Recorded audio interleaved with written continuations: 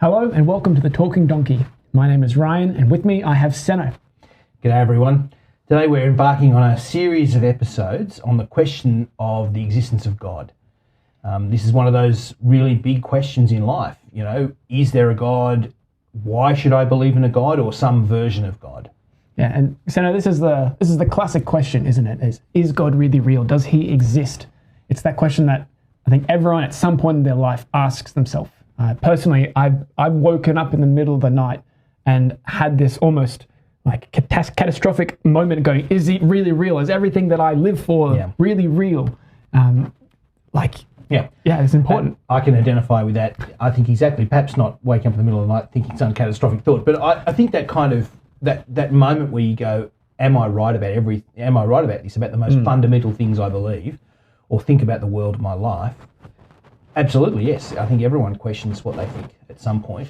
And so there are lots of different ways people go to answer that question. Some of them are about personal experience. Some people will answer it with, what they believe is an experience of God or not. Others will think of things like history and the connection of real events in history. We're not really going to go there this time, are we? No. Today we want to look at some common ones in this series, common arguments, and then we'll also look at some counter arguments against it. But today particularly we want to look at the argument from design. Right, so the design argument, what is that about? What's going on with the argument from design? So basically the idea, for those who don't know, the argument from design is, imagine that you're walking in the forest, you're completely alone, and you come across a watch. And you look at the watch and you go, wow. And what would be the first watch? thing? Yeah. Free? Must be mine. Yeah, that's My right. auntie did this. When the iPhones first came out, my mum was in the hospital, I visited her, and her sister was there. My auntie, I won't name which one. and she was there, and I just said, because the iPhones were new, I had a brand new iPhone 3, and I said to my mum, oh, look, I've got an iPhone, and this is new. And my auntie goes, oh, I've got an iPhone. I went, oh, wow, really? She said, yeah, I found it in the car park and picked it up. So it's mine. And I went, I'm pretty sure that's stealing. But so anyway, you're picking up the watch, or maybe the modern equivalent is, imagine you're in the forest and you see an iPhone on the ground. Yes. Your first thought is not, wow, isn't nature amazing that it just created that out of the blue? No, you look around and you go, that's my iPhone. But apart from that, perhaps a better person would say, man, someone has lost their iPhone. But either way, what you assume is this thing has been made. Yes. And what we're saying is that when we look at the world, the basic idea of the argument is we look at the world and we go, this thing has been made. And I think that's a powerful argument. I think that's pretty intuitive. I think it's probably the most compelling argument down through the ages that people have had for the existence of a God, that the world appears designed. It looks as if it was made for a purpose by someone. It's a world fit to live in, as they would say. Yeah. I think it's a powerful argument. Yeah. And I think it's one that people have looked at for thousands of years, and they've found it convincing. And so I don't think we're alone in that. But I think that's the basic premise. But there recently, particularly in the last 100 years or so, there have been people that have tried to look at other alternatives, I suppose. I guess ways of explaining it. And I think this is the thing. I think you need a lot of imagination to imagine this world not being designed. But to be fair, there are people who think that. And that's true pretty much ever since Charles Darwin. He's probably the person who has really enabled this line of counter-argument to the argument from design. And so one of the most famous people who advocates for Darwin's theories today is a guy named Richard Dawkins, and most of our listeners have probably heard of him. He's been really popular the last 20 or 30 years. He's written lots of very popular books. His latest book was a #1 bestseller, which was The God Delusion, I think it's called. But early on, he's a evolutionary biologist, and early on he wrote a few books on evolutionary biology itself.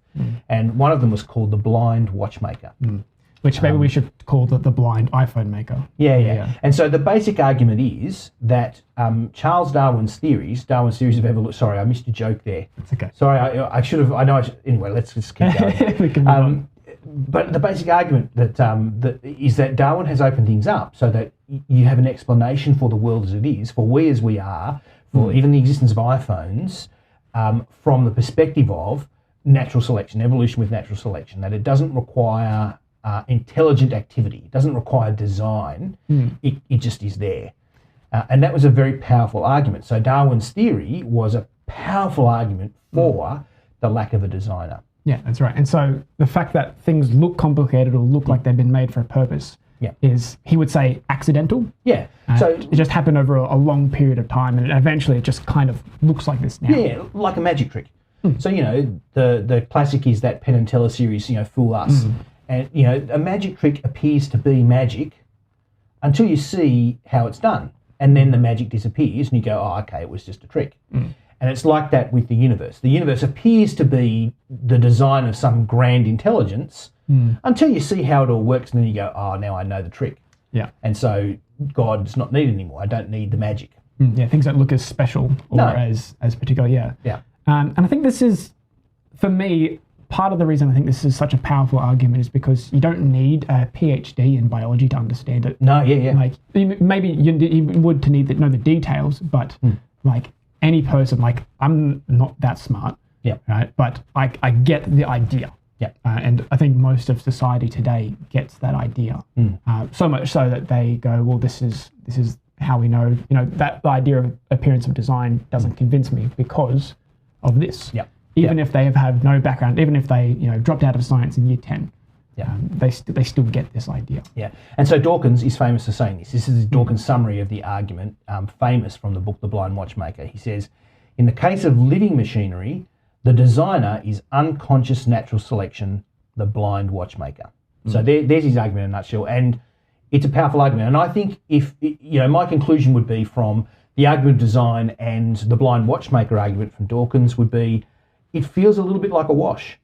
It feels like, they're both, I can see both of them. I can see the power of the argument from design, but I can also see the power of Dawkins' arguments. And if we just had the two of them like that sitting there on their own, then maybe we'd feel like, well, it's a bit of 6 one, half dozen the other. It's a bit of, maybe one, maybe, who knows? Yeah, 50-50, flip a coin. But there's more to come. There's more to this story. There's more to this argument because it turns out that science tips the balance in favour of one side of this argument, I think. Yeah, which is ironic, isn't it? That science would be the one that would do that. And so, let's talk about that. So what we're about to talk about now is the anthropic principle. This is the idea, or this is what makes us at least persuaded that the intelligent, or the argument from design is better than what Dawkins is trying to suggest. Stronger argument. Yeah. And so what we're trying to say here is that, let's say that Dawkins is right. Or what are the chances that what Dawkins say could actually happen in the first place? Yeah, what's the balance of probabilities? Yeah, and we want to suggest that, we want to say that it's actually improbable because there are something like 26 constants in the universe. Is that right? That's a little bit more explanation of what we mean by that. Like, what do you mean by 26 constants? Yeah, from what I understand, again, I'm not a scientist, I don't have a PhD or anything, but from what I understand, he's only a mathematician. I'm only a mathematician. Yeah, I can tell you the math, which I'll do in a second. But in terms of the physics, there are constants in the world that, if they... like the Planck constant, the weak and strong nuclear force, the gravitational constants, the magnetical kind of things, like all those kinds of forces in the universe. That are just set in the machine of the universe.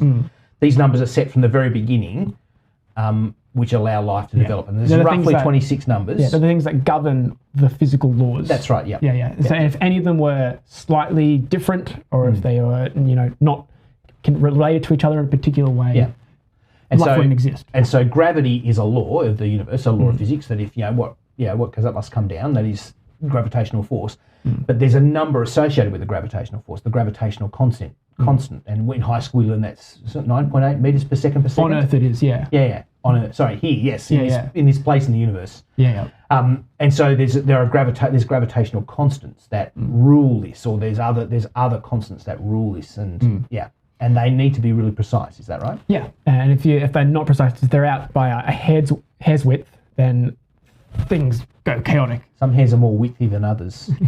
Hair's breadth. Yes. That's the word I was looking for. I don't know. Yeah, the length of a hair. The width of a hair. Anyway, yes. Yeah. Very small. Very small change. That's kind of the point we want to make. And the universe can't exist as it is or life can't develop as it has. And so there are at least 26 numbers that have to be very precisely tuned, either on their own or in relation to each other. And if they're not absolutely fine-tuned, then things won't work out. And so the question is, what's the chances? What's the improbability? Like, what's the number that you put on this to tell us how improbable Dawkins' theory of the blind watchmaker is? And I think the number is that there are lots of different calculations out there, but the number we found that we dug up was that the chances of the universe developing as it has, which ends up with human life, is 10 to the power of 340 million. Which is a big number. Well, it's a 1 with 340 million zeros after it. So it's not 340 million, it's 10 to the power of 340. So it's 10 times 10 times 10 times 10, 340 million times. Yeah. That's a very big number. I think when we're trying to explain how big that number is, we might as well say, as human beings, we might as well say infinity. How many molecules are there in the universe? I know you know this number. There are 10 to the power of 80. 10 to the power of 80. So that's 10 with 80 zeros in front of it. That's how many molecules there are in the entire universe, right? So a molecule is like, a molecule of air. Sorry, no, that's ridiculous. You're a chemist. Call myself a scientist. A molecule of water, or a molecule of nitrogen or hydrogen or oxygen. They're discrete little molecules. There are 10 to the power of 80, 10 with 80 zeros. And the probability of this is 10 to the power of 340 million zeros. So it's 80 compared to 340 million. It's just nuts. So the number might as well be infinity. Yeah. It's like, imagine trying to write, if you want to write this out, right, you write 1 and then you can write 80 zeros. A million to a billion, you go, oh, that's just 3 extra zeros, right? Because a million is 1 with 6 zeros, a billion is 1 with 9 zeros. Yeah. But to carry that on, if a million seconds is 12 days, then a billion seconds is 31, not days, not months, but years. Right. And then you add another 3 zeros onto that, so trillion, and then that's 31,688 years. Right. So you could see that, like, it just gets bigger and bigger, crazily fast. Yeah. Like, because it's not just an extra, it's not, you're not doubling it or anything. I think we go, oh, a million's this, and therefore a billion's kind of like double that, and a trillion's like double that. But it's no, a million's like this, and then a billion's like this, and then a trillion's like this, and so it's a massive change. And so this number is just nutbags big. It is just impossibly large. It's pretty much virtually infinity, and therefore the chances of the universe existing as it does, resulting in human life, the life that we have, is virtually zero chance. Yeah. And I think it's important to make clear what we're not saying is if those numbers that we're talking about were slightly out, it's not like the world would look different. No, it wouldn't exist. The universe could not have come into existence without the weak and strong nuclear force being what they were. Yeah. And so those things are what we call fine-tuned. This is also called the fine-tuning argument, and it's part of the argument from design. And so the initial argument from design is just you look around and it appears designed, but this argument from design is you actually look more deeply, and it appears much more designed. Matter of fact, it appears. So I think if you're looking at things, you could say, well, the argument from design and the argument of the blind watchmaker are pretty much equivalent. But when you actually look at the hard science and the real numbers, the balance becomes like this. You can't really logically or rationally hold to the blind watchmaker argument. It seems to me the argument of design just becomes overwhelming because the number is so mind-boggling. Yeah, we've got another quote that I think says this really good. Well, it's a guy called Anthony Flew, who I believe was an atheist and then became a theist. Yeah, he's a fairly famous philosopher from the last century. So here's what Anthony Flew said. He said, by the almost unbelievable complexity of the arrangements which are needed to produce life, the intelligence must have been involved in getting these extraordinarily diverse elements to work together. Yeah. It's what he's saying is that if these things had to come about, the fact that they did must mean that someone made it happen. Yeah. That's how I read that. Yeah. And so the question is, can we resuscitate the blind watchmaker argument. Can we resuscitate Dawkins' side of the thing and bring it up to some kind of equivalence? Can we bring it up to level pegging again? And the way that most atheists, most people who are non-theists will argue is that some version of the multiverse argument. And so if you haven't heard of the multiverse, I feel like you haven't been watching cinema if you haven't heard of the multiverse. It's everywhere now. And surely you've heard of the Spider-Verse. Spider-Man into the Spider-Verse. Yeah. Well, that's what the next movie is coming out. That's what that's about. Oh, no, it's going to be awesome. Yeah. Splitting time, all that sort of stuff. Anyway, so Spider-Man, the multiverse theory is that there are an infinite number of universes that exist. And the power of that argument is, with an infinite number of universes, then this number, 10 to the power of 340 million, well, when you compare it to real infinity, 10 to the power of 340 million becomes obvious. Of course, it's going to must happen at some point. This universe must occur, because if you've got an infinite number of universes, then this universe must be there. And so there might be some universes in which everything collapses and nothing happens. Or it comes close, but no cigar in one way or another. But that means inevitably there's going to be this one universe. Has to be, because if there's... And probably multiple of them. Maybe, probably, there definitely has to be at least one, right? And so if you say there's only one out of 340 million, this is like it's like Endgame, Avengers Endgame with Doctor Strange. I've been through 14.6 permutations and there's one that we win. And at the end of Endgame, where he says he goes like that to Tony Stark, where he knows this is the one. This is the one. And that's the argument from the multiverse, that the one has to happen because we have an infinite number. Now, I don't know if you've got any comment or thought on that argument. Well, I find it kind of really hard to believe, because my question is with the multiverse is, how do you prove it?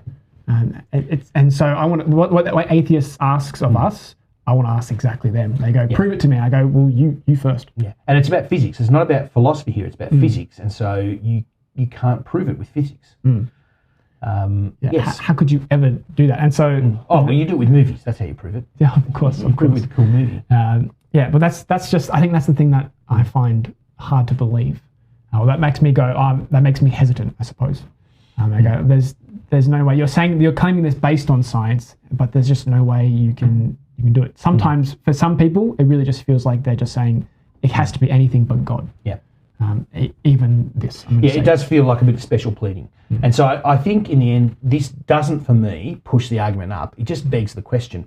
Because, of course, it just begs another question, and that is, where do the laws come from? Right? Even if you're going to say there are an infinite number of conditions for an infinite number of universes, where do those conditions come from? How do those conditions get set?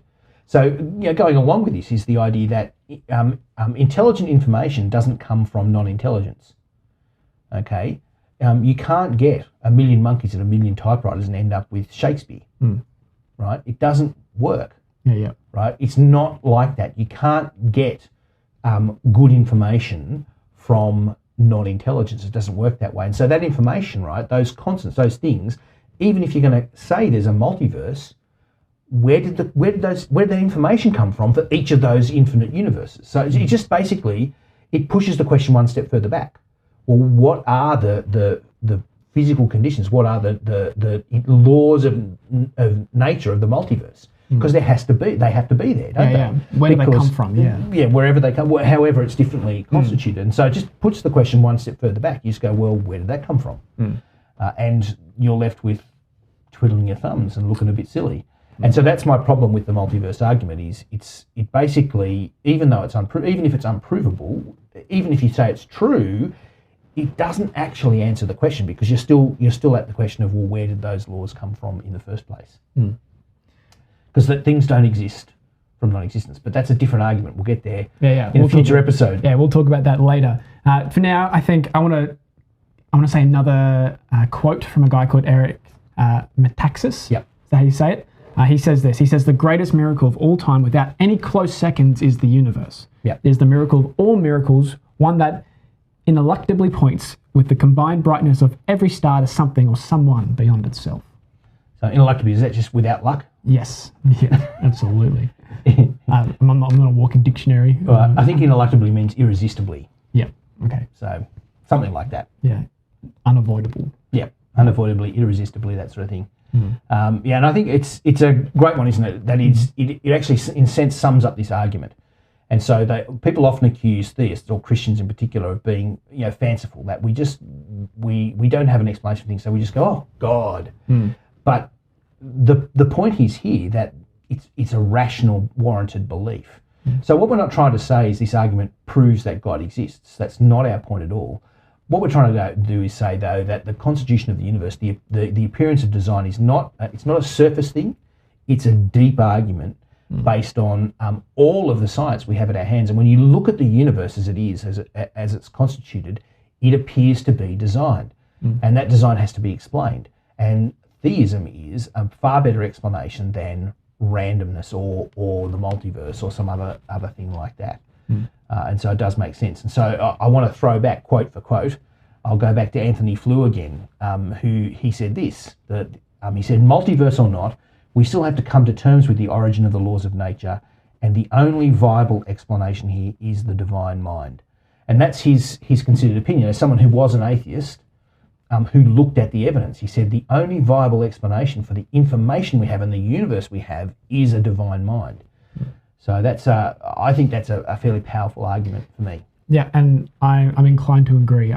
When you hold them both, we talked about how both, the appearance of design and Darwin's ideas they balance. They seem to go. It could be either one.